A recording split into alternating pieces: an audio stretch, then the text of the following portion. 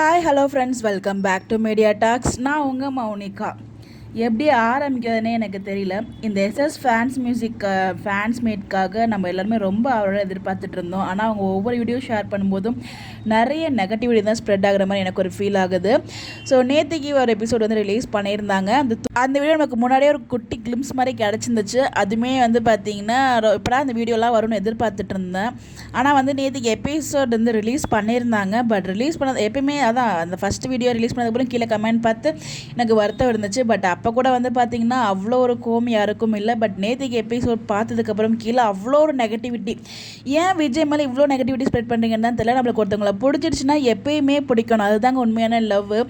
But ஆனால் இந்த இதில் வந்து பார்த்திங்கன்னா நேற்றுக்கு அவர் சொன்ன வார்த்தைகள் வந்து தப்பா அப்படின்னாலும் நான் வந்து அக்செப்ட் பண்ணுறேன். அவர் வந்து அந்த வார்த்தைகள்லாம் யூஸ் பண்ணியிருக்க கூடாது. ஸோ எனக்கு அவர் வந்து வேணும்னே யூஸ் பண்ண மாதிரி எனக்கு ஃபீல் ஆகலைங்க. ஏன்னா ஒவ்வொருத்தருக்கும் ஒவ்வொரு பாயிண்ட் ஆஃப் வியூ இருக்கும் இல்லையா. என்னோட பாயிண்ட் ஆஃப் வியூவில் அவர் வந்து ஏதோ காமெடியாக பேசணும் அப்படிங்கிற ஒரு டோனில் பேசின மாதிரி தான் எனக்கு ஒரு ஃபீலாக இருக்குது. இதெல்லாம் உள்ளே வச்சுட்டு இதுதான் இப்படி தான் பண்ணணும், காவேரி பழி வாங்கணும், காவேரி கிட்ட இப்படி இருக்கணும், அந்த மாதிரி எந்த ஒரு எண்ணமும் அவர்கிட்ட இந்த மாதிரி எனக்கு ஃபீல் ஆகலை. ஜஸ்ட்டு காமெடியாக வந்து ஒரு ஃபன்னான மூடில் தான் பேசினார். உங்களுக்கு தான் ஒவ்வொருத்தருக்கும் ஒவ்வொரு ஒப்பீனியன் நம்ம பார்க்குற வியூவில் தான் இருக்குது. நீங்கள் எல்லாருமே அவ்வளோ ரசித்து பார்க்குறீங்கன்னு எனக்கு புரியுது. பட் இருந்தாலும் நீங்கள் அவ்வளோ ரசிக்கிற ஒரு பர்சனை இவ்வளோ நீங்கள் ஹேட் கொடுப்பீங்களா? அவர் வந்து கமெண்ட்ஸ்லாம் படிப்பேன், உங்களோட கமெண்ட்ஸ்லாம் பார்ப்பேன் அப்படிங்கிற மாதிரிலாம் சொல்லும்போது அவர் பார்க்கும்போது அவருக்கு இவ்வளோ கஷ்டமாக இருக்கும். அவர் ஜஸ்ட் ஒரு ஃப்ளோவில் தான் பேசியிருப்பார். நீங்களாம் சொல்கிறீங்க வெனிலாக்கெலாம் இந்த மாதிரி பண்ணல அப்படிங்கும்போது வெனிலாக்கு வந்து பார்த்தீங்கன்னா எக்ஸ் லவ் அந்த மாதிரிலாம் எதுவுமே இல்லை. ஓகேங்களா, சீரியல் நான் சொல்கிறது சீரியலை பொறுத்த வரைக்கும் அங்கே ஒரே ஒரு லவ் தான். ஸோ அவங்க வந்து அதுக்கேற்ற மாதிரி இருப்பாங்க. இங்கே வந்து எக்ஸ் லவ்லாம் இருக்கும்போது ஜஸ்ட் ஒரு காமெடியாக தான் பண்ணியிருக்காரு. அது எனக்கு அது என்ன அவ்வளோ பெருசாலாம் எனக்கு தெரியலங்க. ஜஸ்ட் இதுக்கு முன்னாடி லவ் பண்ணிருக்கோம், 2 பேரும் சேர்ந்து தூக்குறோம் அப்படிங்கிற மாதிரி எனக்கு அப்படி தான் ஃபீல் ஆச்சு. நான் வந்து உங்களுக்கு ஃபீல் ஆகிறது தப்புன்னு நான் சொல்ல வரல. ஃபுல்லாக வீடியோ பார்த்துட்டு கீழே கமெண்ட்டுக்கு வாங்க. நான் ஃபுல் வீடியோ பார்க்காமலே வந்து பார்த்தீங்கன்னா யாரும் வந்து திட்ட வந்துடாதீங்க. பிகாஸ் நான் வந்து எனக்கு காவேரியும் பிடிக்கும், விஜயும் பிடிக்கும். திரும்பவும் சொல்கிறேன், விஜய்க்கு உடனே சப்போர்ட் பண்ணேன்னு சொல்லிட்டு வராதிங்க. ஏன்னா விஜய் வந்து பார்த்தீங்கன்னா ஒரு நல்ல குட் சோல் தான்.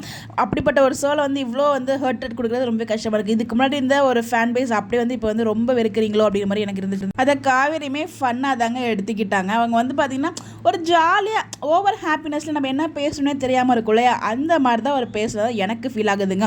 ஸோ அவர் பேசுனதை நான் நியாயப்படுத்தவும் விரும்பலை. பட் ஒவ்வொருத்தருக்கும் வந்து ஒவ்வொரு ஒப்பீனியன் இருக்கும். பட் என்னோட ஒப்பீனியன் இது தான்.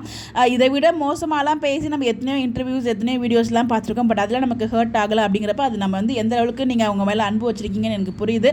அந்த அன்பை வந்து நீங்கள் இவ்வளோ ஹர்ட் பண்ணி தான் நீங்கள் உங்களுக்கு தெரிவிக்கணுமா அப்படிங்கிறது எனக்கு ஒரு மிகப்பெரிய வருத்தம் இருந்துச்சு. நம்மளுக்கு வீக்காங்கிற பேரை நம்ம விஜய் இல்லாமல் காவேரி இல்லை, காவேரி இல்லாமல் விஜய் இல்லை. நீங்கள் தனியாக நீங்கள் லக்ஷ்மி பிரியாவா சுவாமியாக உங்களை நீங்கள் ரசிச்சிருப்பீங்க. பட் வீக்காவாக 2 பேரும் சேர்ந்து தான் நம்மளால் ரசிக்க முடியும். பட் அவ்வளோ ஒரு லவ் கொடுத்துட்டு அதுவும் ஒரு சில கமெண்ட்ஸ்லாம் பார்த்து எங்களுக்குலாம் ஏன் நான் ஓட்டு போட்டேன்னு தெரியல, சுவாமிக்கெலாம் என்னங்க இதெல்லாம் பேச்சு ரொம்ப கஷ்டமாக இருந்துச்சு. அந்த கமெண்ட்ஸ்லாம் பார்க்கும்போது ஏன்பா நீங்கள் ஒருத்தவங்களை ஒரு நாளில் நீங்கள் அவ்வளோ சீக்கிரம் இவ்வளோ வெறுத்துருவீங்களா அப்படிங்கிறதான் எனக்கு ஒரு மாதிரி புரியாமல் இருந்துச்சு.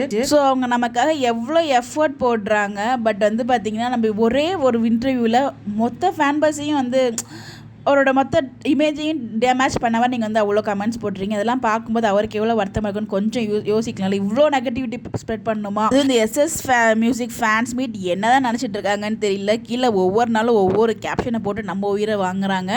அவங்க அதெல்லாம் போடுறதுக்கு வந்து பார்த்திங்கன்னா வீடியோ வந்து ஈர்க்கிறதுக்காக தான் போடுறாங்க. அதை வந்து நம்ம பெருசாக வச்சுக்கிட்டு அதுவும் இதை நம்ம லிங்க் பண்ணவே கூடாது. அவங்க இன்னுமே ஃப்ரெண்ட்ஷிப்பில் தாங்க இருக்காங்க. அது நம்மளுக்கு வீடியோ பார்க்கும்போது நிறையவே கிளியராகவே புரியும். அப்படி இருக்கும்போது நம்ம எங்கே இவ்வளோ ஹேட் கொடுக்கணும் அப்படிங்கிற மாதிரி தான் ஃபீல் ஆச்சு.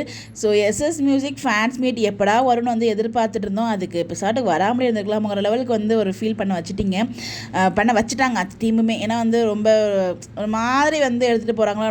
அவங்களோட கேப்ஷனுமே வந்து எனக்கு பிடிக்கல. முந்தானேத்து வந்து பார்த்தீங்கன்னா ஒரு வீடியோ போட்டிருந்தாங்க. அங்கே ஒரு சாங்கை போட்டு நிவின், காவேரி, விஜய் 3 பேருக்குமே வந்து ஒரு அந்த சீச்சி சாங் இருக்குல்லையே அதை போட்டு வந்து ஒரு மாதிரி வீடியோ எடிட் பண்ணி வச்சுருந்தாங்க. அதுவுமே ஃபேன்ஸ்க்கு யாருக்குமே வந்து விருப்பம் இல்லை.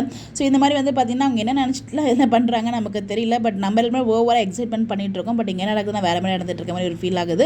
என்ன நடந்தாலும் நம்மளுக்கு எப்பயுமே இவங்களுக்கு சப்போர்ட் பண்ணுவோம். We have to support. அதாங்க ஃபேன்ஸுங்கிறது. ஸோ அதை நம்ம சப்போர்ட் பண்ண ஆரம்பிச்சிடும், ஸ்டில் கடைசி வரைக்கும் சப்போர்ட் பண்ணும். அதானே அவங்க நமக்காக இவ்வளோ நமக்காக உழைச்சிருக்காங்க. பட் ஜஸ்ட் இந்த ஒரு இன்டர்வியூனால வந்து அவங்களோட ஒட்டுமொத்த உழைப்பையுமே வந்து எதுவுமே இல்லை அப்படிங்கிற மாதிரி கீழே தூக்கி போட்டு உடச்ச மாதிரி உடச்சிட்டா அது எவ்வளோ கஷ்டமாக இருக்கும். அதுதான் வந்து வருத்தமாக இருக்குது. நீங்கள் பேசுகிறது பார்த்தீங்கன்னா உங்களோட ஆதங்கத்தை தான் பேசுகிறீங்க. ஒவ்வொருத்தரோட ஆதங்கத்தையும் நீங்கள் கமெண்ட்டில் போஸ்ட் பண்ணுறீங்க. பட் அதை போஸ்ட் பண்ணுறதுக்கு முன்னாடி அதை அவங்க படித்தா எவ்வளோ ஃபீல் பண்ணுவாங்கிறது ஒரு நிமிஷம் யோசிச்சு பார்த்தீங்கன்னா அதில் நீங்கள் பண்ண மாட்டீங்கல்ல.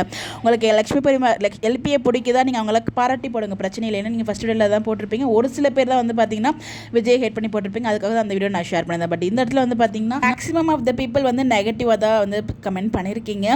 ஸோ எனக்கு என்ன சொல்கிறதுல வருத்தமாக இருந்துச்சு. அதனால் இந்த ஒரு வீடியோஸ் யாரையுமே நான் ஹர்ட் பண்ணணும் அப்படிங்கிறதுக்காக இந்த ஒரு வீடியோ நான் ஷேர் பண்ணல. பிகாஸ் அவ்வளோ லவ் கொடுத்து ஒரு பேரை வந்து உயிர் கொடுத்து வச்சுருக்கோம். பட் இந்த இடத்துல அந்த உயிரையே ஒன்றுமே இல்லை அப்படிங்கிற மாதிரி ஆக்கின மாதிரி எனக்கு ஒரு ஃபீல் ஆச்சு உங்களோட கமெண்ட்ஸ்லாம் படிக்கும்போது. நம்ம எத்தனையோ வீடியோ இதை விட மோசமாலாம் கலாய்ச்சிலாம் நம்ம வந்து வீடியோ பார்த்துருக்கோம். அதெல்லாம் பார்க்கும்போது எனக்கு ஒரு ஃபன்னியான நோட்டில் தான் பேசின மாதிரி எனக்கு இருந்துச்சு சுவாமியோடது. பட் உங்களுக்கு எப்படி ஃபீல் ஆச்சுன்னு எனக்கு தெரியல. ஸோ உங்களுக்கு எப்படி ஃபீல் ஆகுது, நீங்கள் என்ன ஃபீல் பண்ணுறீங்க அப்படின்னு சொல்லிட்டு உங்களோட ஒப்பீனியனை மறக்காமல் கமெண்ட்டில் ஷேர் பண்ணுங்கள். எந்த வீடியோ யாரையும் ஹர்ட் பண்ண மாதிரிச்சுன்னா சாரி ஃபார் தட். தேங்க்யூ.